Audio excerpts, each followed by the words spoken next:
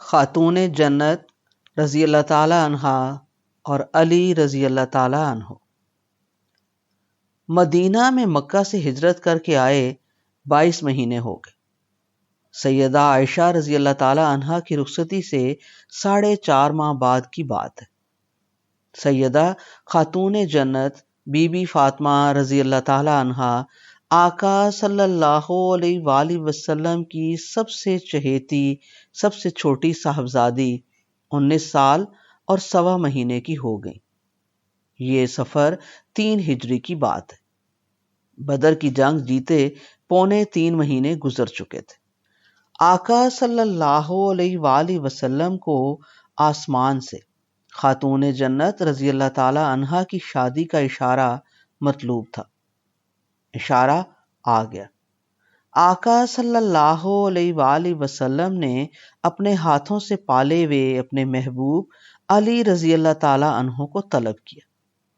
25 سالہ نوجوان خوبرو علی رضی اللہ تعالی عنہ حاضر ہو گئے۔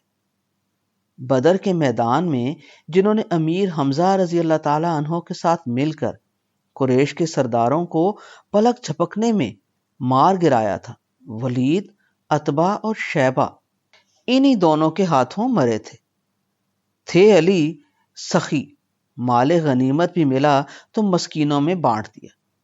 خود محنت کرتے، کبھی کسی یہودی کے کنویں سے بھرے پانی کے 2 ڈول بانس سے تکڑی کی طرح باندھ کے کندھے پہ رکھتے اور دور 1.25 کلومیٹر کے فاصلے پر اس یہودی کے کھجور پودوں کو پانی لگاتے۔ 16 کھجوریں شام کو گن کے وہ یہودی ہتھیلی پہ رکھ دیتا، 8 خود کھا لیتے، 8 لا کے آقا صلی اللہ علیہ وآلہ وسلم کے حضور پیش کر دیتے۔ آقا صلی اللہ علیہ وآلہ وسلم نے پیغام پہنچا دیا کہ علی کو کہو بنت رسول خاتون جنت کا ہاتھ مانگے۔ سیدنا علی رضی اللہ تعالی عنہ کا چہرہ فرط حیا سے سرخ ہو گیا۔ حکم تھا، حاضر ہوئے۔ سیدہ ام سلمہ رضی اللہ تعالی عنہا کا حجرہ ہے، دروازہ کھلتا ہے، سامنے آقا صلی اللہ علیہ وآلہ وسلم تشریف فرما ہے۔ فاتح بدر کی ٹانگیں کانپ رہی، فصیح البیان علی رضی اللہ تعالی عنہ کے منہ میں لفظ سوکھ گئے، بس دل دھک دھک کر رہے، آنکھیں حیا بار ہوئی پکے پھلوں کی طرح جھکی ہوئی ہیں، سانس بڑھا ہوا ہے۔ آقا صلی اللہ علیہ وآلہ وسلم نے بٹھایا، چھوٹا سا تو حجرہ تھا، وہیں خاتون جنت رضی اللہ تعالی عنہا تھی۔ آقا صلی اللہ علیہ وآلہ وسلم نے علی رضی اللہ تعالی عنہ سے پوچھا، کچھ کہو گے؟ جی، وہ صرف اتنا ہی کہہ سکے اور زور زور سے سانس سینے میں کھینچنے لگے۔ آقا صلی اللہ علیہ وآلہ وسلم نے تبسم فرمایا اور اپنی بیٹی خاتون جنت رضی اللہ تعالی عنہا سے پوچھا، بیٹا یہ تمہارے لیے شادی کا پیغام لائیں۔ خاتون جنت رضی اللہ تعالی عنہا سمٹ سمٹا کے سر جھکائے خاموش۔ آقا صلی اللہ علیہ وآلہ وسلم نے 3 بار پوچھا، پھر فرمایا، کیا تمہاری خاموشی کو قبولیت سمجھا جائے؟ خاتون جنت رضی اللہ تعالی عنہا نے پہلی بار آنکھ کی ایک درد سے اپنے جلیل القدر والد محترم کو دیکھا۔ ان کی آنکھوں میں ماہ کامل اور آسمان کے ستاروں کی چمک تھی۔ آقا صلی اللہ علیہ وآلہ وسلم کو جواب مل گیا۔ علی رضی اللہ تعالی عنہ سے پوچھنے لگے، تمہارے پاس شادی کے اخراجات کے لیے کیا کچھ ہے؟ علی رضی اللہ تعالی عنہ سوچ میں پڑ گئے۔ ان کے پاس تو تھا ہی کچھ، ایک تلوار، ایک ڈھال، ایک مجاہد کا اثاثہ، اور کیا ہوتا؟ آقا صلی اللہ علیہ وآلہ وسلم اپنے اس شعر سے آگاہ تھے۔ آقا صلی اللہ علیہ وآلہ وسلم کو علم تھا، علی مدافعتی جنگ کبھی نہیں لڑتے، ڈھال ہو بھی ان کے پاس تو وہ کسی کا وار اپنی ڈھال تک آنے ہی نہیں دیتے، وہ صرف سراپا تلوار ہیں اور ان کی تلوار کے آگے ہر ڈھال ہیچ۔ آقا صلی اللہ علیہ وآلہ وسلم نے فرمایا، تلوار ضروری ہے، ڈھال نما زرہ فروخت کر دو۔ تمہارا محافظ خدا ہے۔ 480 درہم میں ذرا بیچی گئی، اسی سے مہر ادا ہوا، ولیمہ بھی اس سے نکل آیا۔ کہا گیا وہ اپنے عہد کا شاندار ولیمہ تھا۔ گھر کو سیدہ عائشہ رضی اللہ تعالی عنہا نے سجایا، چھڑکاؤ کیا، بچھونا بچھایا، خوشبو بکھیری، پھر کھانا پکا، سب نے کھایا۔ آقا صلی اللہ علیہ وآلہ وسلم کی طرف سے جہیز بھی ضروری تھا۔ ملا کھجور کے کھردرے سے باندھ کی ایک چارپائی، اوپر چمڑے کا بچھونا، ساتھ 2 پتھر کی چکیاں، ایک اپنے لیے آٹا پیسنے کے لیے، دوسری اہل صفہ کی روٹی کے لیے، مٹی کا گھڑا ایک گدا جس میں کھجور کے چبھنے والے نوکیلے پتوں کو کوٹ کوٹ کے نرم کر کے بھرا گیا تھا، ساتھ کنویں سے پانی بھر کے لانے کے لیے ایک چمڑے کی مشک، کہ خاتون جنت رضی اللہ تعالی عنہا کو یاد رہے کہ قیامت تک خدا کے رستوں پہ نکلنے والے آقا صلی اللہ علیہ وآلہ وسلم کے غلاموں کو پیاس کی شدت میں انہی کے در سے 2 گھونٹ پانی ملتا ہے۔ یہ الگ بات کہ آقا صلی اللہ علیہ وآلہ وسلم کے ہی بظاہر کلمہ کو ایک دن سیدہ رضی اللہ تعالی عنہا کی ساری اولاد کو دریا کنارے پیاسا باندھ کے مار دیں گے۔ بس یہ تھا جہیز، یہ تھی شادی خاتون جنت رضی اللہ تعالی عنہا اور شیر خدا رضی اللہ تعالی عنہ کی۔ ویسے وہ کھانا تو بہت شاندار تھا، مگر تھوڑا تھا۔ کھانے والے امڑ آئے۔ ڈر کس بات کا تھا؟ آقا صلی اللہ علیہ وآلہ وسلم دسترخوان پہ بیٹھے تھے، پورا جہان بھی پہنچ جاتا تو کھانا کیسے ختم ہوتا؟ سب نے سیر ہو کے کھایا۔ دن گزرتے گئے، چکی چلتی رہی، گھر میں خدا نے بچے دیے۔ 17 رمضان 3 ہجری کو سیدنا حسن رضی اللہ تعالی عنہ کی ولادت ہوئی۔ 11 مہینوں بعد شعبان 4 ہجری میں سیدنا حسین رضی اللہ تعالی عنہ نے دنیا میں آنکھ کھولی۔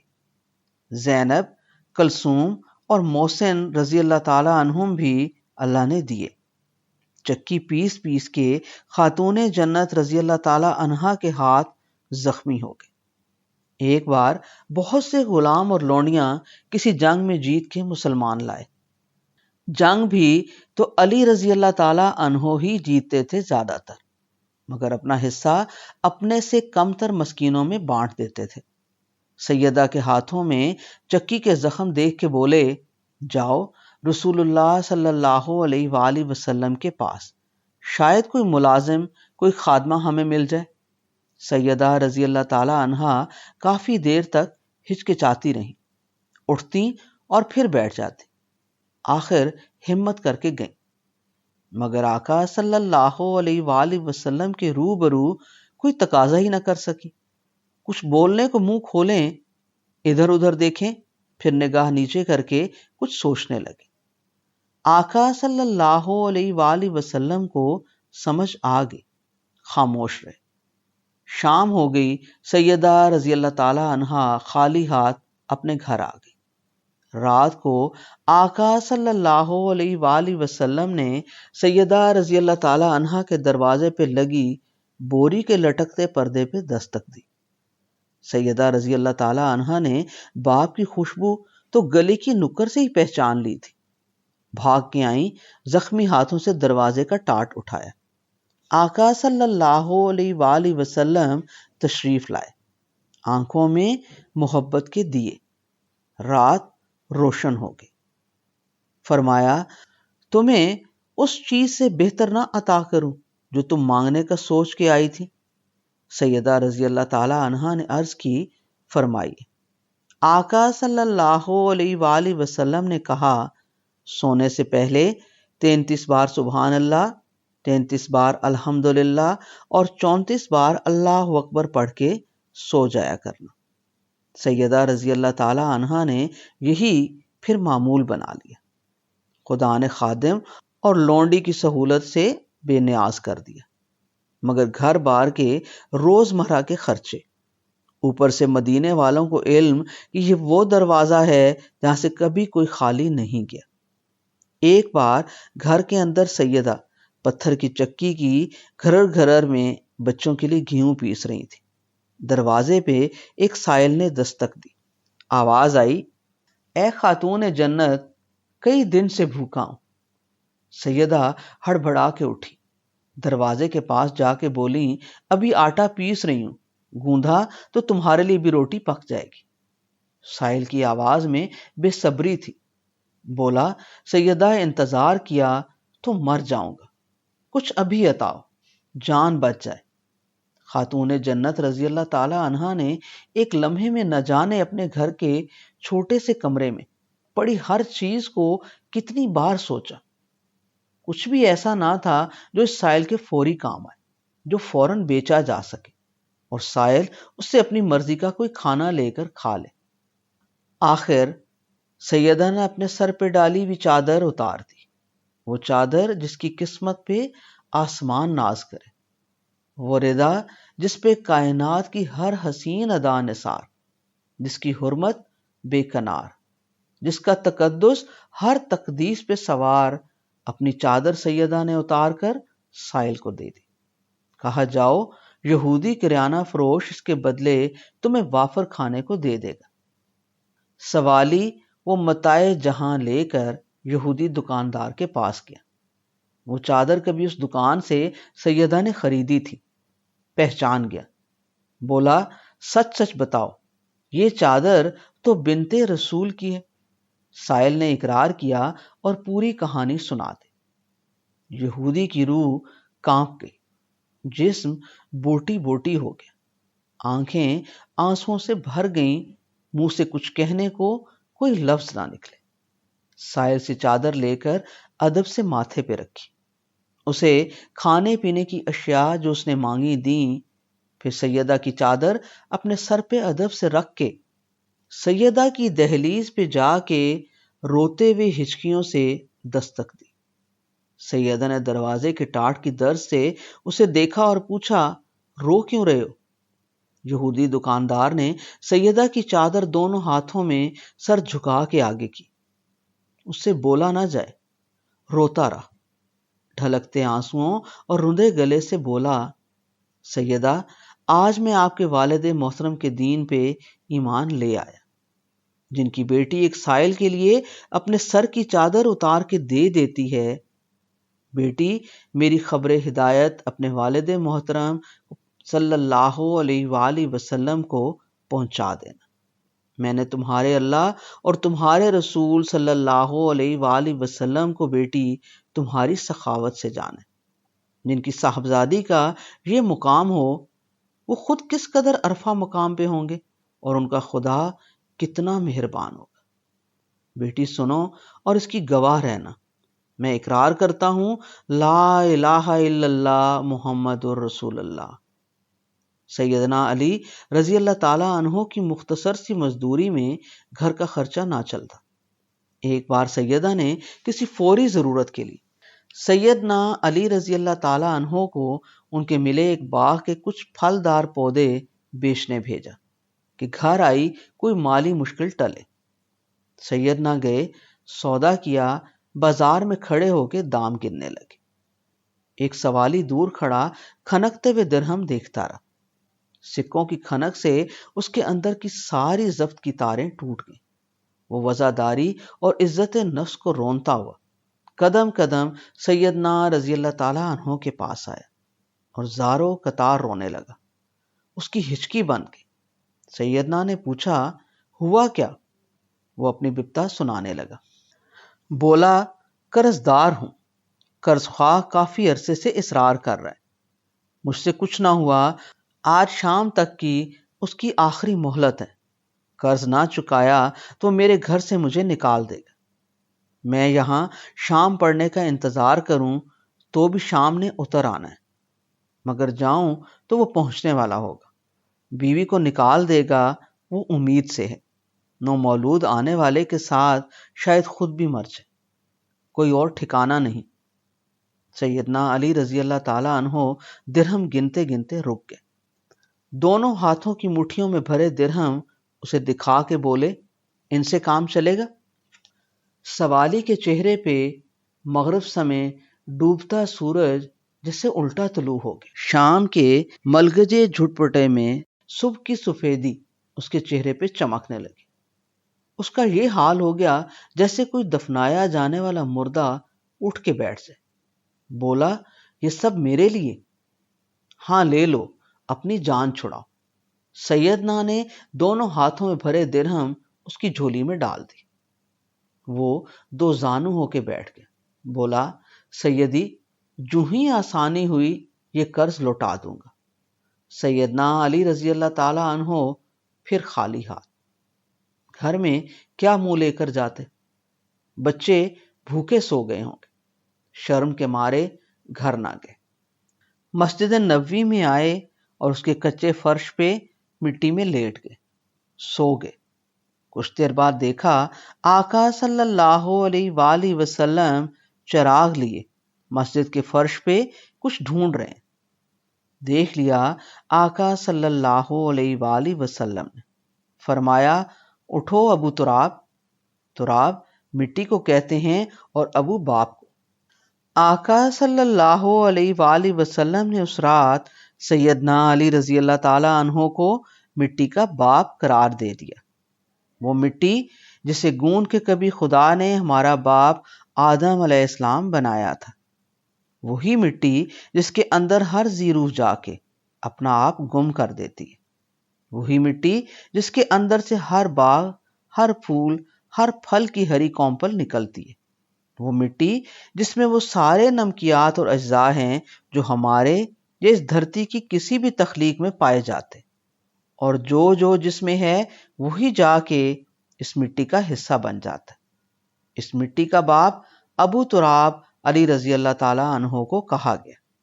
کہنے والے کہتے ہیں کہ سیدنا علی رضی اللہ تعالی عنہ مٹی میں لت پت ہوئے بے خبر بے نیاز سوئے ہوئے تھے، مگر سونے والوں کو، اور وہ بھی مٹی میں لت پت سونے والوں کو، مٹی کے باپ جب آقائے نامدار سرور کونین رسول آخر صلی اللہ علیہ وآلہ وسلم کہیں تو معنی کی برکھا بہت دور تک برستی ہے۔ لفظوں کے اندر چھپے کوسے قضا کے سارے رنگوں سے کسی اور بھید کی خبر ملتی ہے۔ مٹی کو اگر سیدنا علی رضی اللہ تعالی عنہ کی اولاد بنا کے انہیں اس کا باپ کہہ دیا تو معمہ حل ہو گیا۔ مٹی پہ راج اسی راجکمار کا ہو گیا۔ باقی کیا بچا؟ مٹی اپنے باپ کی نہ سنے تو ناہنجار نہ خلف، سنے تو فرما بردار۔ اسی لیے لوگ انہیں کشور کشا، مشکل کشا اور لجپال مانتے ہیں۔ آقا صلی اللہ علیہ وآلہ وسلم کی طرح سیدنا علی رضی اللہ تعالی عنہ کے محترم دادا سیدنا عبد المطلب کو مکہ کے رؤساء نے بھی ایک لقب دیا تھا، ابو الآب، پانی کا باپ، جب ان کے ہاتھوں زمزم پھر سے دریافت ہونے کے بعد خیبر کی رے گزار راہ میں ان کے اونٹ کے اٹھتے سمے پیروں کے دباؤ سے بنجر خشک راہ میں چشمہ ابل پڑا تھا۔ سوچنے کی بات ہے، پانی اور مٹی دونوں کے باپ سیدنا ہاشم کی اولاد سے، اور حوض کوثر کے ساقی ہمارے آقا صلی اللہ علیہ وآلہ وسلم ہیں۔ یہ سب اللہ کی عطا اور آقا صلی اللہ علیہ وآلہ وسلم کا کرم ہے۔ سیدہ کا ساتھ اور ان کے عظیم الشان بچوں کے اونچے مقام کی دلیل بھی ہے۔ عید کا دن تھا، بدر کی جنگ کے بعد ہی تو عید منانے کا حکم ملا تھا، منائی گئی، بعد میں ہر سال منائی جاتی رہی۔ ایسی ہی ایک عید تھی۔ آقا صلی اللہ علیہ وآلہ وسلم کی انگلیوں میں حسنین رضی اللہ تعالی عنہ قدم قدم چل رہے تھے۔ آقا صلی اللہ علیہ وآلہ وسلم کو پیار آیا، اٹھا کے دونوں کو کندھوں پہ بٹھا لیا۔ لوگوں نے آقا صلی اللہ علیہ وآلہ وسلم کے سواروں کو آقا صلی اللہ علیہ وآلہ وسلم کے کندھوں پہ سوار دیکھا تو اپنی اپنی سواری سے اتر کے ادب سے پیچھے پیچھے چلنے لگے۔ گلی کے بچے بھی یہ حسین نظارہ دیکھ کے خوش ہوئے۔ آگے پیچھے محبت سے بھاگنے لگے۔ ایک دو بزرگوں کی آنکھوں سے محبت کے آنسو نکل آئے۔ ایک سیانہ پاس آ کر حسن اور حسین رضی اللہ تعالی عنہم سے بولا، بچوں تمہاری سواری تو لاجواب ہے۔ آقا صلی اللہ علیہ وآلہ وسلم مسکرائے اور فرمایا، سوار بھی تو لاجواب ہیں۔